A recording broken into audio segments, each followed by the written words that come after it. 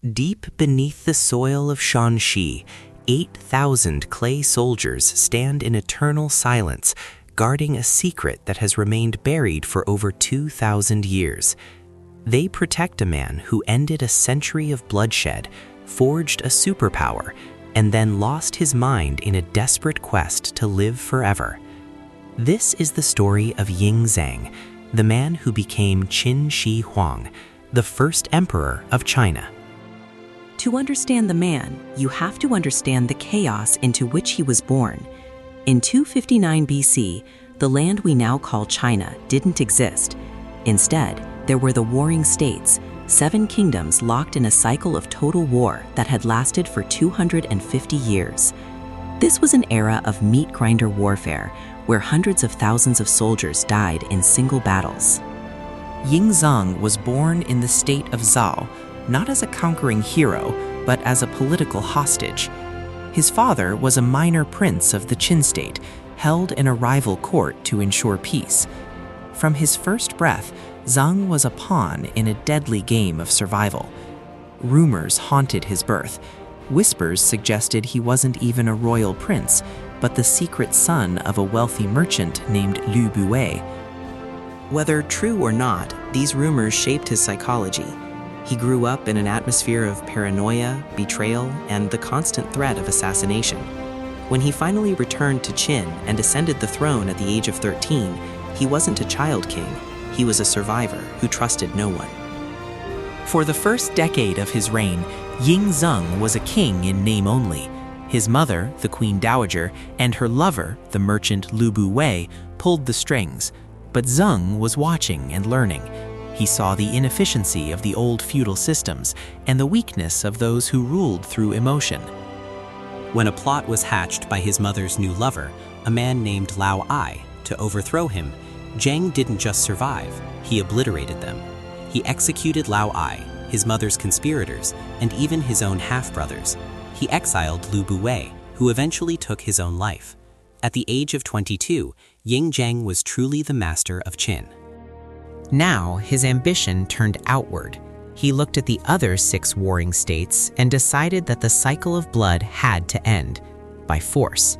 He didn't just want to win battles, he wanted to erase his rivals from the map. The Qin military was a terrifying machine. While other states relied on noble chivalry, Qin relied on legalism, a philosophy of absolute law and meritocracy. In the Qin army, you didn't get promoted because of your family name. You got promoted based on how many enemy heads you brought back from the field. One by one, the states fell. Han was the first to go, swallowed by the Qin tide. Then came Jia, the land of Zheng's birth, where he personally oversaw the execution of those who had mistreated his family. Wei, Yan, and the powerful Chu state followed. Finally, in 221 BC, the state of Qi surrendered without a fight. For the first time in history, the Central Plains were under one ruler. Zheng didn't just call himself a king, he felt that title was too small for what he had achieved. He took the words for august and divine ruler, creating a new title, Huangdi. He became Qin Shi Huang, the first emperor. But conquering the land was the easy part. Ruling it was the challenge. The emperor realized that if the people thought of themselves as citizens of different states, the empire would eventually fracture again. He decided to standardize everything. He abolished the old feudal system, replacing lords with bureaucrats who reported directly to him. He standardized the width of cart axles so that trade could flow across the entire empire. He unified weights and measures. Most importantly, he standardized the Chinese script. Even if people spoke different dialects, they would now write in the same language. He was literally hardwiring the identity of a nation. To protect his new world from northern nomads, he connected existing fortifications to create the first version of the Great Wall. It was a monumental feat of engineering, but it was built on a foundation of bones.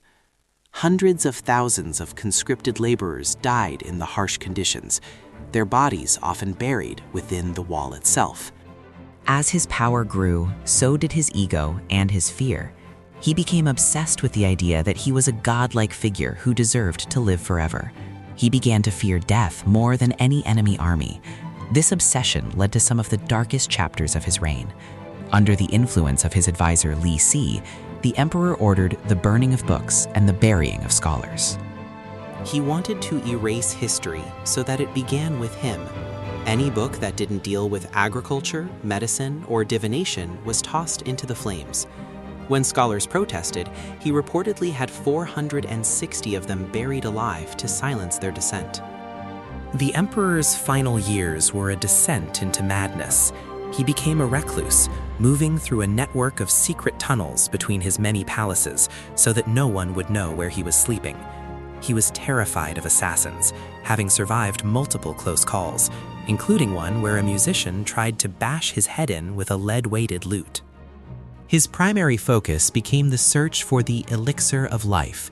He sent fleets of ships into the eastern seas to find the mythical islands of the Immortals. He invited alchemists to his court who promised him potions of eternal life. Ironically, these potions often contained mercury. The very substance he believed would make him immortal was slowly poisoning his brain and his body. Realizing that his earthly life might end, he spent decades preparing for the next one. He commissioned a tomb that was essentially an underground city. Ancient texts claim the tomb contains palaces, scenic towers, and rivers of flowing mercury moved by mechanical devices. Above it all, the ceiling was encrusted with pearls to mimic the stars in the night sky. And to protect him in the afterlife, he ordered the creation of the Terracotta Army. Every soldier was unique, with distinct facial features, hairstyles, and armor, designed to be a spiritual duplicate of his actual imperial guard. In 210 BC, while on a tour of his eastern provinces, the first emperor finally succumbed. He died at the age of 49, likely from the very mercury he had been consuming to stay alive. His death was kept a secret by his advisors for weeks. They feared a rebellion if the news broke before they could secure their own power.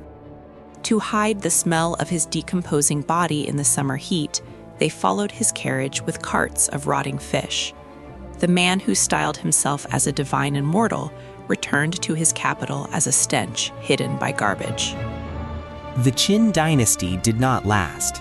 Without his iron will to hold it together, it collapsed into civil war within 3 years of his death. But the idea of China remained. Every dynasty that followed for the next 2,000 years used the foundations he laid. He gave the world the name China, derived from Qin. Today, the emperor's central tomb remains unopened. Archaeologists fear that the mercury levels inside are too toxic and that the structure itself is too fragile to excavate. He remains there, resting in his city of shadows, guarded by his silent army. He failed to live forever, but in the vastness of history, his name has become truly immortal.